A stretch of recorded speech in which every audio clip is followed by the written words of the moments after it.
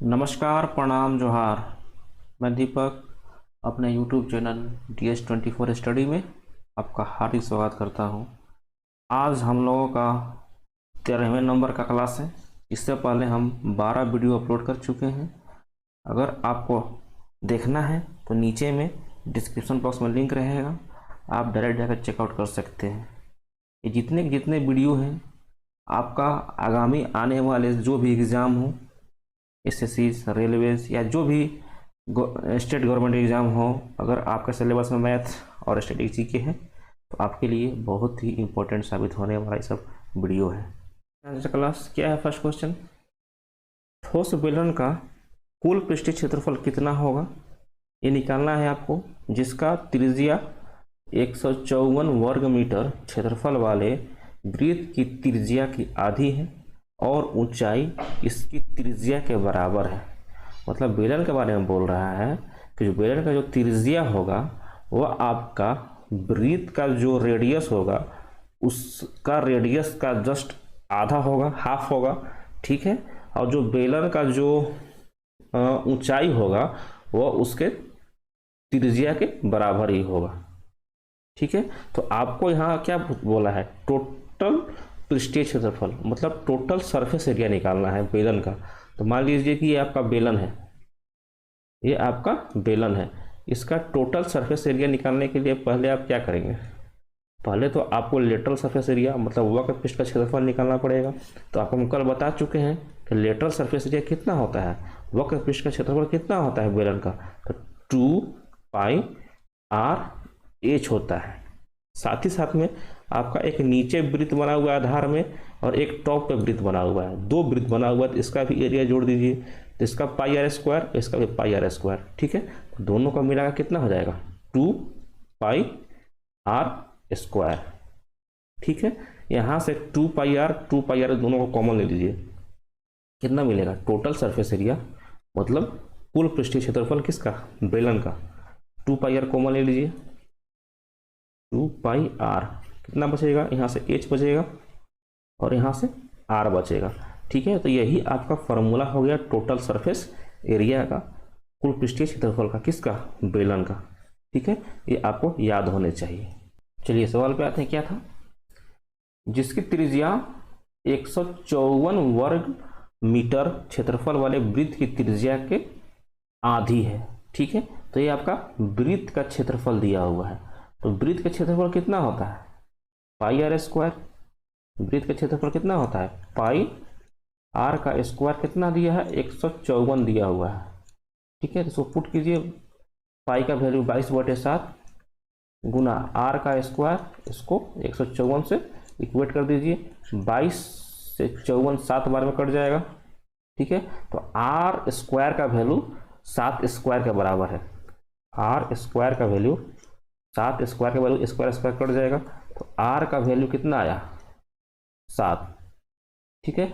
ये तो आपका वृत्त का आ गया, वृत्त का त्रिज्या आ जाएगा। लेकिन आपका बेलन का जो त्रिज्या होगा, बेलन का जो आपका त्रिज्या होगा वो कितना होगा? इसका आधा, यही तो बोला है आधी है, ठीक है। कितना हो जाएगा? 7/2, ठीक है। हाइट क्या होगा बेलन का? बेलन का हाइट हो जाएगा उसका त्रिज्या के बराबर ही होगा, ठीक है। त्रिज्या के बराबर ही होगा यानी 7 ही होगा, ठीक है। अब डायरेक्ट इसका टोटल सरफेस एरिया निकालिए। Total surface area value put कीजिए, 2 गुना पाई का वैल्यू 22/7 गुना r का वैल्यू कितना है? 7/2, 7/2। h कितना है? 7 है, प्लस r कितना है? 7/2 है, ठीक है। 7 से 7 चला गया, 2 से 2 चला गया, 7/2 3.5 हुआ और 7 10.5 हो जाएगा। इसको गुना कीजिए तो 22 गुना 10 कितना हो जाएगा? 220 होगा, प्लस 22 का आधा 11, टोटल मिला के आपका 231 क्या होगा? 231 मीटर स्क्वायर इसका आंसर हो जाएगा। 231 मीटर स्क्वायर, जो कि ऑप्शन नंबर बी में दिया हुआ है। ये हॉल है जिसका लंबाई चौड़ाई आपको दिया हुआ है। कितना दिया हुआ है लंबाई चौड़ाई? लंबाई 12 दिया हुआ है, चौड़ाई 4 मीटर दिया हुआ है और उसका हाइट 3 मीटर दिया हुआ है। ठीक है, इसमें सबसे लंबा छड़ रखना है, सबसे बड़ी छड़ की लंबाई ज्ञात करना है। इसमें अगर हम छड़ रखेंगे तो सबसे लंबा छड़ इसका विकर्ण ही होता है। क्या होता है? सबसे लंबा छड़ इसका विकर्ण के रूप में ही हम इसको रख सकते हैं। कौन सा? ए वाला सबसे लंबा छड़ यही हम रख सकते हैं। घनाभ हो गया। ठीक है, तो घनाभ का जो विकर्ण है यही सबसे लंबा छड़ है। ठीक है, तो घनाभ का विकर्ण क्या होता है? घनाभ का यह क्या होता है? तो अंडर रूट लेंथ का स्क्वायर प्लस उसका विड्थ का स्क्वायर और प्लस हाइट का स्क्वायर। ठीक है, पुट कीजिए, वैल्यू पुट कीजिए, कितना आएगा? लेंथ कितना दिया हुआ था? 12 मीटर, 12 का स्क्वायर होगा प्लस चौड़ाई दिया हुआ 4 का स्क्वायर होगा प्लस हाइट 3 का स्क्वायर होगा। तो 144 और 16 कितना हो जाएगा? 160 और 160 और 9 169 होगा। 169 इसका विकर्ण होगा, जिसको अंडर रूट 169 का वैल्यू कितना होता है? 13। तो जो 13 मीटर है ये क्या है? छड़ की लंबाई है, जो कि सबसे लंबा छड़ इस रूम में, इस कीबोर्ड में रखा जा सकता है। ठीक है, ऑप्शन नंबर सी। ठीक है, चलिए क्या दिया हुआ है? थर्ड नंबर, 100 रुपये प्रति किग्रा वाले एक शुद्ध घी और 50 रुपये प्रति किग्रा वाले तेल को, मतलब घी और तेल है, एक अनुपात में मिलाया जाता है और 20% लाभ प्राप्त करने के लिए 96 रुपये प्रति किग्रा की दर से बेचा जाता है। तो घी और तेल को किस अनुपात में मिलाया गया है उसके बारे में बताना है। उससे पहले जब आप इस क्वेश्चन को एलिगेशन से कीजिएगा, उसके पहले एक कॉन्सेप्ट है। क्या है? मान लीजिए कि अगर आप किलोमीटर पर आवर में एक चीज़ रखते हैं, दूसरा भी आपको किलोमीटर पर आवर में ही रखना पड़ेगा, और जो बीच में आता है किलोमीटर पर आवर एलिगेशन में, ये भी किलोमीटर पर आवर में ही आता है। ठीक है, तो यहाँ से जो आप निकालिएगा ये किसका रेशियो मिलता है? यहाँ पे ये रेशियो मिलता है, रेशियो मिलता है, दो वैल्यू मिलता है। किसका रेशियो मिलेगा? तो जो नीचे में है ना डिनोमीटर में, जैसे पर आवर में है, यहाँ दोनों जगह सब जगह पर आवर में है, तो आपका जो रेशियो मिलेगा ये आवर का रेशियो मिलेगा, घंटे का रेशियो मिलेगा।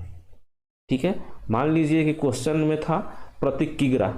ठीक है, तो जो नीचे में आपका वैल्यू है पर किग्रा, यहाँ पे पर केजी में था वैल्यू, यहाँ भी पर केजी में होगा। ठीक है, यहाँ पर भी पर केजी में वैल्यू होगा। तो जो आपका रेशियो मिलेगा नीचे वाला आएगा, मतलब केजी का रेशियो, मतलब यहाँ आपका क्वांटिटी का रेशियो आपको मिलेगा। ठीक है, इतना तो पता है।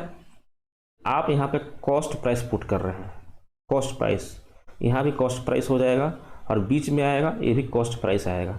ठीक है, यहाँ से जो आप वैल्यू निकालिएगा वो आपका क्वांटिटी का रेशियो आपको यहाँ से भी मिलेगा, क्वांटिटी का रेशियो मिलेगा। ठीक है, क्या था? यहाँ भी आपका कॉस्ट प्राइस ही है 100 रुपये प्रति केजी, 50 रुपये प्रति केजी, ये भी कॉस्ट प्राइस है। लेकिन जो 96 रुपये प्रति केजी है ये क्या है? ये आपका सेलिंग प्राइस है, ये बेचा हुआ है। ठीक है, इसको हम कभी यहाँ पुट नहीं कर सकते हैं। अगर मेरा 2 सीपी है, कॉस्ट प्राइस है, तो यहाँ भी हमको सीपी ही पुट करना पड़ेगा, एसपी हम यहाँ पर नहीं पुट कर सकते हैं। ठीक है, तो 20% हमको लाभ मिला हुआ है, तो इसी से हम क्या निकाल लेंगे? इसका कॉस्ट प्राइस निकाल लेंगे, इसका क्रय मूल्य निकाल लेंगे, क्योंकि मेरा विक्रय मूल्य दिया हुआ है। 20% का लाभ है, 20% का लाभ है, 20% को कितना लिख सकते हैं? 1/5। ठीक है, 5 इसका क्या था? क्रय मूल्य था, सीपी था, 6 इसका विक्रय मूल्य था। तो विक्रय मूल्य का वैल्यू 6 पे 96 दिया हुआ है, 96 दिया हुआ है, तो 5 पे कितना हो जाएगा? 16 5 80 हो जाएगा, क्योंकि 16 बार में कटा हुआ है, तो इसलिए 16 5 80 हो जाएगा। ठीक है, चलिए क्या दिया हुआ है क्वेश्चन में? ये मेरा सीपी आ गया, ये मेरा एसपी है, विक्रय मूल्य है, ये विक्रय मूल्य था और ये क्रय मूल्य आ गया है। तो ये भी क्रय मूल्य है 100 रुपये प्रति केजी, और 50 रुपये प्रति केजी ये भी क्रय मूल्य है। पुट कीजिए, अब क्या होगा? ये 100, ये 50 और ये 80, एलिगेशन लगा दीजिए, कितना होगा? 100 में 80 घटा दीजिए, कितना आएगा? 20। 80 में से 50 घटा दीजिए, कितना आएगा 30। ये जो आपका रेशियो आया है 10 से काट दीजिए तो 3:2 आपका आया है। ठीक है, जो रेशियो आया है क्या चीज़ का आया है, 100 प्रति केजी था, तो आपका केजी का वैल्यू मतलब क्वांटिटी आया है। क्या आया है, ये आपका क्वांटिटी आया है। ठीक है, तो आपसे पूछा है कि घी और तेल किस अनुपात में मिलाया गया है। ये 100 रुपये प्रति केजी वाला क्या था, ये घी था, ये आपका घी था और ये तेल था। तो आपको घी और तेल का ही रेशियो पूछा है, घी और तेल का ही पूछा हुआ है, तो आप 3:2 इसका आंसर डायरेक्ट लगा सकते हैं, जो कि ऑप्शन नंबर डी में दिया हुआ है। देखिए 2:3 भी है, तो ये आपका तेल और घी का है, लेकिन पूछा क्या है, घी और तेल का, इसीलिए 3:2 होगा। ठीक है, तो ऑप्शन में देख के लगाइएगा। चलिए आगे चलते हैं। जब एक संख्या 234 से विभाजित होती है तो शेषफल 36 बचता है। उस संख्या को 13 से विभाजित करने पे शेषफल क्या आएगा। ऐसा क्वेश्चन करने के लिए दो मेथड है। एक मेथड में तो 234 और 36 को डायरेक्ट आप जोड़ दीजिए और उसको 13 से भाग कर दीजिए, जितना रिमाइंडर आएगा वही आपका आंसर आएगा। 234 और 36 को जोड़िए, कितना आएगा 270 आ गया। 270 को 13 से भाग कर दीजिए, कितना जाएगा, 2 बार में जाएगा, 26 हुआ, एक इधर गया, टोटल मिलकर आपका 10 शेष आ गया। भाग करके देखिए 10 इसका शेष आ जाएगा। ठीक है, तो आपका इसका आंसर 10 इसका रिमाइंडर बच जाएगा। अगर आप सेकेंड मेथड करना चाहते हैं तो क्या कीजिएगा, पहले आप 13 से उठा के 234 को भाग कीजिएगा। अगर पूरी कट जाए, जैसे 234 को 13 से भाग कीजिएगा तो कितना बार में जाएगा, एक बार में काटेंगे तो 10 बचेगा और 104 बचेगा। 104 18 बार में पूरा का पूरा चला जा रहा है, तो ये कट जा रहे हैं। तो जब भी आपका 234 को 13 से भाग करने पर पूरा कट जाएगा, तो ऐसे केसेस में क्या कीजिएगा, आप इसको 234 को देखना ही नहीं है, डायरेक्ट हम 36 को 13 से भाग कर देंगे। जो मेरा रिमाइंडर बचेगा, जो शेष बचेगा, वही मेरा आंसर होगा। तो 13 दूना 26 होता है, तो 10 मेरा बच गया, जो कि 10 इसका शेषफल हो गया, वही आपका आंसर होगा। Option number A. पता है ना शेष क्या होता है, भागफल क्या होता है, इतना पता होगा ना। ए है, ये क्या है, ये मेरा भाज्य है, ये भाजक है, ये भागफल है, और जो नीचे में बचेगा वो शेष है। ठीक है, अगर 36 को 13 से भाग कीजिएगा तो कितना बचेगा, 36 से 2 बार में 26 आया, नीचे में 10 बचा। तो भागफल आपका 2 है, लेकिन शेष आपका 10 है। ठीक है, इसीलिए शेषफल पूछा था कि विभाजित शेषफल कितना क्या होगा, शेषफल आपका 10 होगा। ठीक है, चलिए आगे चलते हैं। किसी वस्तु का विक्रय मूल्य ज्ञात कीजिए। किसी वस्तु का विक्रय मूल्य ज्ञात कीजिए यदि दुकानदार उसे अंकित मूल्य 80 रुपये पर 5% की 2 क्रमागत छूट देता है। अंकित मूल्य है 80 रुपये, कितना है अंकित मूल्य, अंकित मूल्य उसका 80 रुपये है, और वो छूट दिया हुआ है, क्रमागत छूट दिया हुआ है। तो आपको हम कितने टाइम बोल चुके हैं कि जब भी छूट दे, डिस्काउंट दे, तो उसको किसके टर्म में लिखना है, मार्क प्राइस, अंकित मूल्य के टर्म में आपको उसको लिखना है। प्रॉफिट और लॉस रहा था तो उसको आप सीपी के टर्म में लिखते। ठीक है, मान लीजिए 5% का 2 दिया हुआ है, तो 5% को कितना लिखिएगा, 1/20 लिख सकते हैं फ्रैक्शन में। छूट है तो माइनस करिएगा। ठीक है, तो जो आपका नीचे वाला है ना, ये 20, ये क्या है, आपका मार्क प्राइस है। मार्क प्राइस आपका मार्क प्राइस है, एक सेलिंग प्राइस होगा। मार्क प्राइस को आप 20 मान रहे हैं, तो 1 का आप छूट दे रहे हैं, तो कितना में बेचेंगे आप, 19 में बेचेंगे, इसीलिए SP 19 होगा। और यही आप 2 सेकेंड टाइम भी ये 20 से 19 होगा। इसको गुना कर दीजिए, कितना होगा 400। इसको गुना कीजिए, कितना आएगा, 19 का स्क्वायर 361। आपका जो 400 है ये आपका मार्क प्राइस है। देखिए मार्क प्राइस ऊपर का है, मार्क प्राइस आपका 400 आ गया, सेलिंग प्राइस आपका 361 आ गया। क्वेश्चन में मार्क प्राइस आपका दिया हुआ है 80, तो 400 का वैल्यू 80 दिया हुआ है, तो आपका 361 का वैल्यू कितना होगा वही निकालना है। तो 80 भागा 400 हो जाएगा, 361 का निकालना है आपको। तो 0 से 0 चला जाएगा और 8 से 40 5 बार में चला जाएगा। नीचे 5 से 361 में भाग करना है, इसको हम 2 से इधर मल्टीप्लाई कर देंगे और ऊपर भी हम 2 से मल्टीप्लाई कर देंगे ताकि हमको आसानी पड़े। तो 361 गुना 2 कीजिए और उसको 10 से डिवाइड कर दीजिए, कितना आएगा? ये आएगा 2, 6 दूना 12 के 2 हासिल 1 और 3 दूना 6 और 1 7 और 10 से डिवाइड था, तो 72.2 आपका रुपए इसका फाइनल आंसर हो जाएगा, 72.2। चलिए, 3 संख्याओं का योग दिया हुआ है, पहली और दूसरी का रेशियो दिया हुआ है, अनुपात दिया हुआ है, और दूसरी और तीसरी का अनुपात दिया हुआ है, तो दूसरी संख्या निकालना है। मान लेते हैं पहली संख्या a है, दूसरी संख्या b है। कितना दिया हुआ है उसका रेशियो? 4:9। और दूसरी और तीसरी का दिया हुआ है, दूसरी और तीसरी का b और c ले लेते हैं। कितना दिया हुआ है? 3:4। चलिए क्या करते हैं हम, यहाँ पर जगह खाली है, प्लॉट खाली है, 9 ले लेगा ये। यहाँ प्लॉट खाली है, कौन लेगा? 3 ले लेगा। डायरेक्ट गुणा कीजिए, 4 दिया 12, 9 गुना 3 27 और 9 गुना 4 36। 3 बार में और काट दीजिए तो 4:9:12, यही आपका फाइनल रेशियो आ गया, अनुपात आ गया। अब आपको क्या करना है, तीनों का सम दिया हुआ है 100, तो 4 9 13 13 और 12 25, तो 25x का वैल्यू, उसको 4x माने हैं, 4x 9x और 12x माने हुए हैं, इसे तीनों को जोड़ के हम 25x लिखे हुए हैं। कितना है? 100। तो x का वैल्यू कितना आ जाएगा? 4।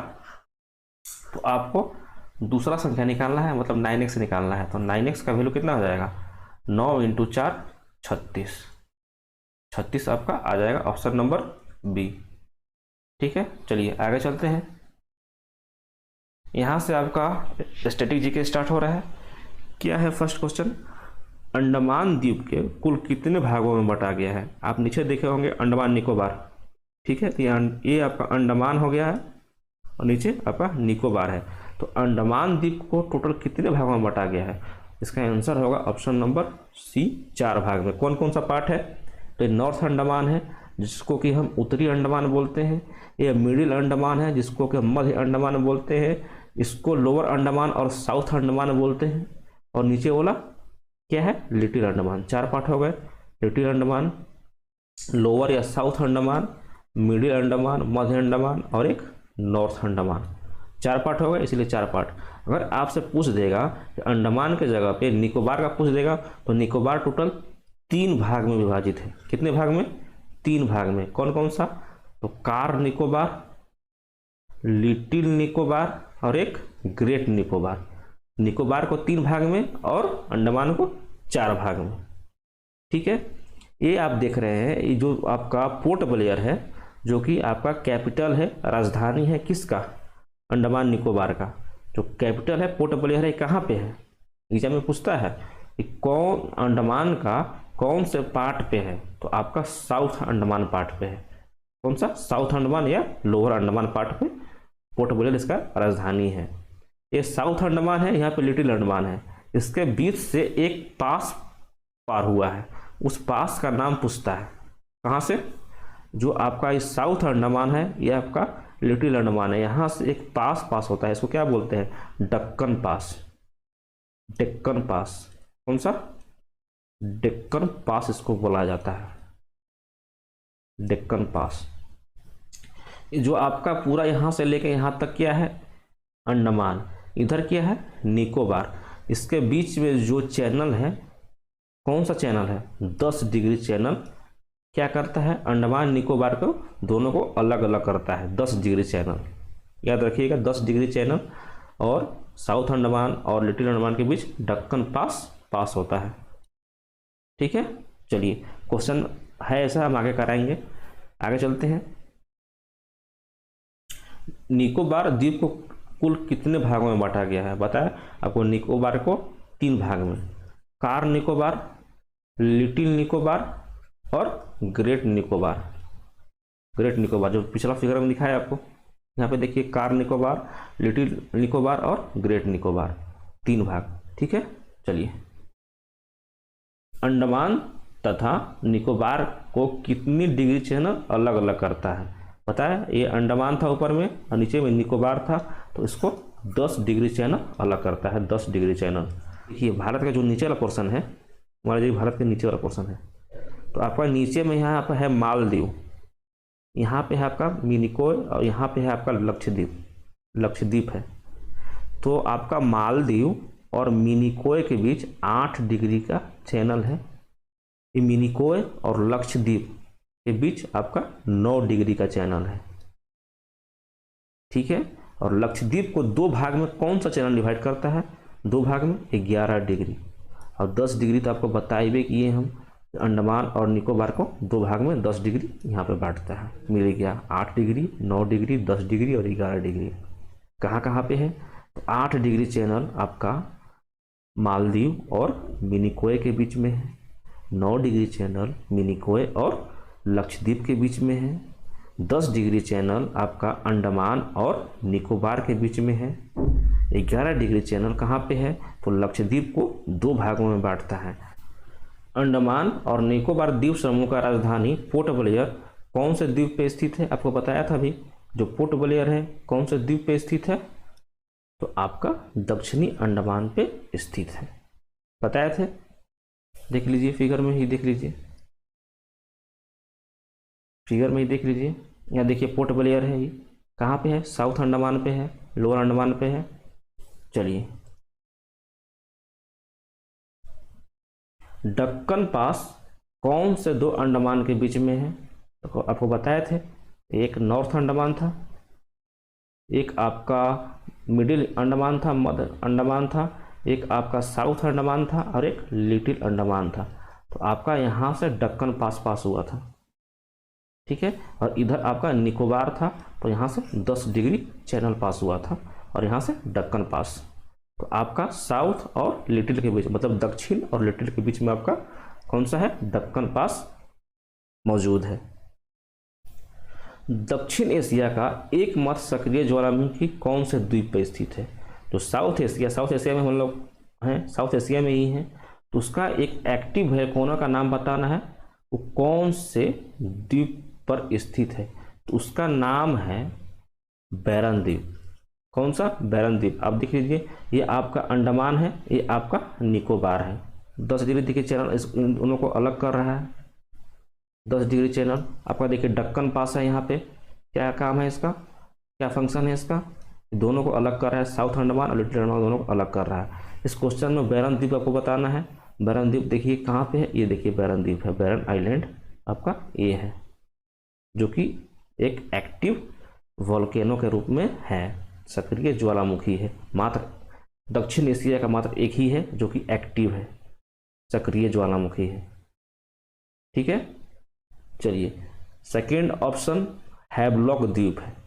ये हैवलॉक द्वीप का नाम चेंज हुआ है, कोई बता सकता है क्या है हैवलॉक द्वीप का नया नाम? हैवलॉक द्वीप का नया नाम है स्वराज द्वीप। कौन सा? स्वराज द्वीप। किसके नाम पर हुआ है? सुषमा स्वराज के नाम पे। नील द्वीप का नया नाम क्या है? शहीद द्वीप। क्या है? शहीद द्वीप किया गया है इसका। लैंडफॉल द्वीप है, ये आपका लैंडफॉल द्वीप है जो कि यहाँ पे है, अंडमान का सबसे आखिरी वाला जो द्वीप है उसको क्या बोलते हैं? लैंडफॉल द्वीप बोलते हैं इसको। अंडमान का सबसे नॉर्थ वाला पार्ट है लैंडफॉल द्वीप। चलिए आगे चलते हैं। अंडमान निकोबार की सबसे ऊंची चोटी निम्नलिखित में से कौन सी है? अंडमान निकोबार की सबसे ऊंची चोटी है सैडल पीक। कौन सा? Saddle peak. Mount Harriet, mount Harriet इसका आजकल नाम चेंज हुआ है, आपने करंट अफेयर्स में पढ़ा होगा। इसका नाम हो गया है माउंट मणिपुर। माउंट मणिपुर, इसका नाम याद रखिएगा। तो माउंट हैरियट कहाँ पे पड़ता है? तो अंडमान निकोबार में। नया नाम क्या है? तो माउंट मणिपुर। चलिए नेक्स्ट क्या है? माउंट एवरेस्ट और माउंट कंचनजंगा का पार्ट है ना जी। हिमालय में किसका? ग्रेट हिमालय का। हिमालय का भी कितने पार्ट है? 4 पार्ट। कौन कौन सा?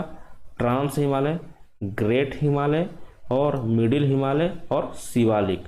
ट्रांस हिमालय में आपको हम 3 रेंज बताए थे। कौन कौन सा बताए थे? काराकोरम,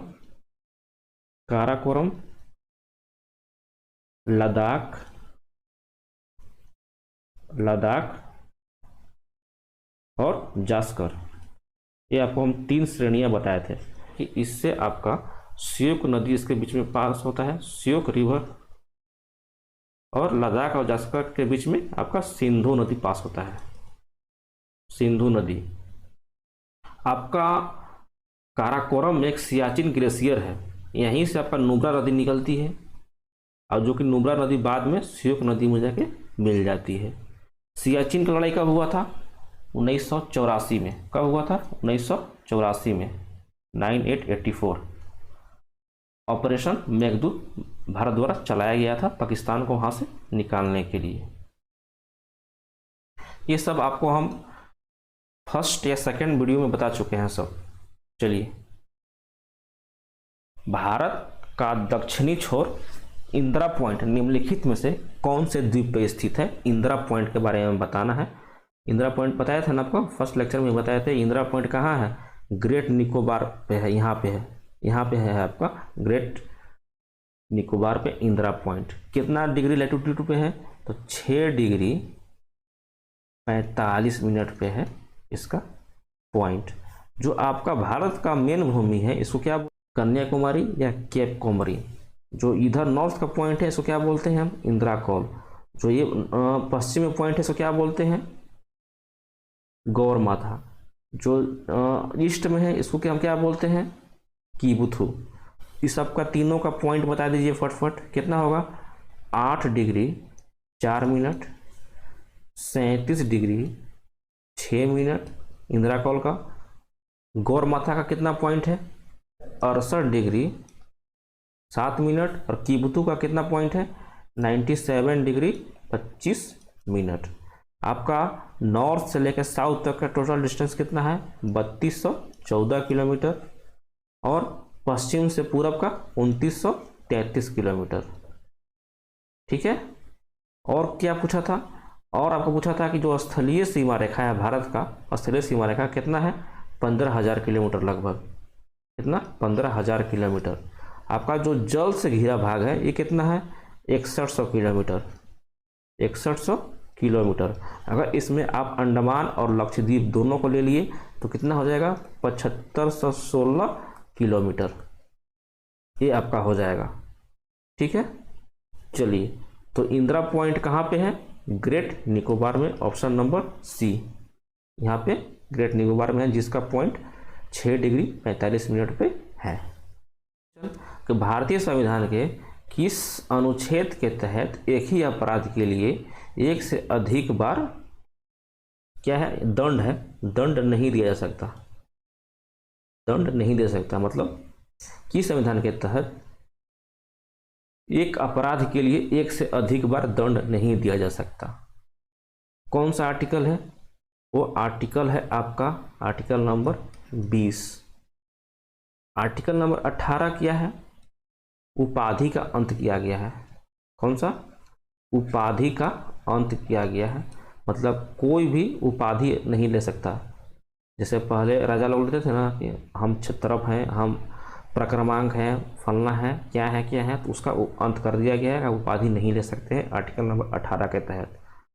भारत सरकार अभी भारत रत्न, पद्म भूषण, पद्म विभूषण, पद्मश्री आर्टिकल नंबर 18 के तहत ही देती है।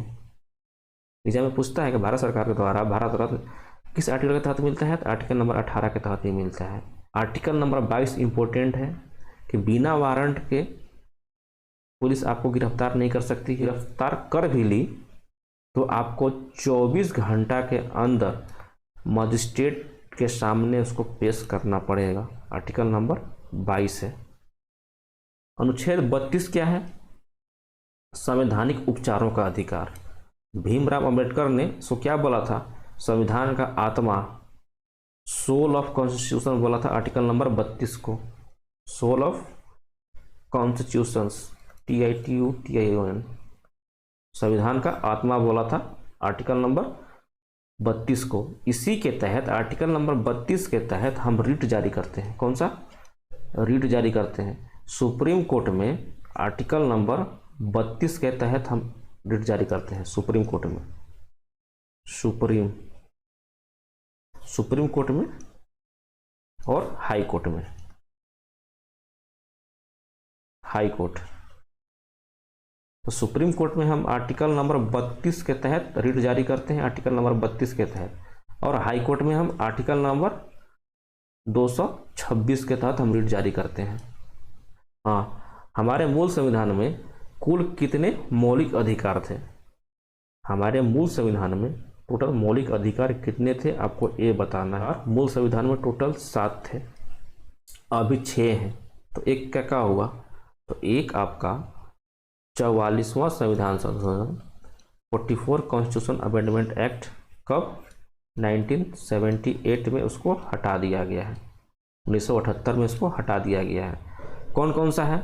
तो पहला है कि मौलिक अधिकार आपका पड़ता कौन सा भाग में है? एग्जाम में पूछता है कि मौलिक अधिकार किस भाग में है, तो भाग 3 का है।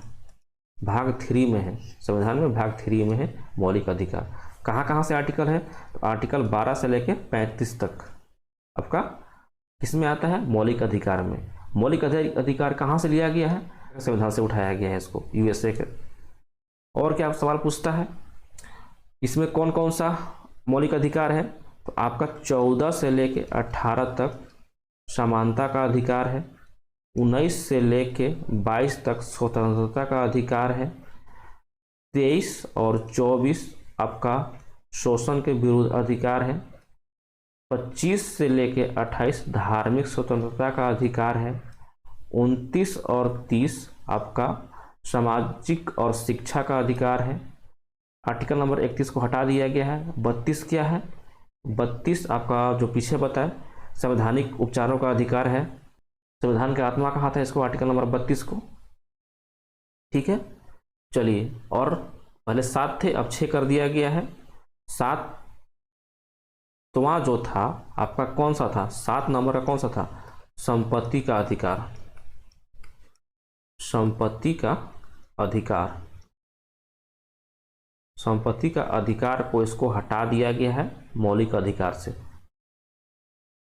कब हटाया गया था? 1978 में। ये पूछता है कि जो हमारा संपत्ति का अधिकार था, मौलिक अधिकार को किस संविधान संशोधन के तहत हटाया गया था?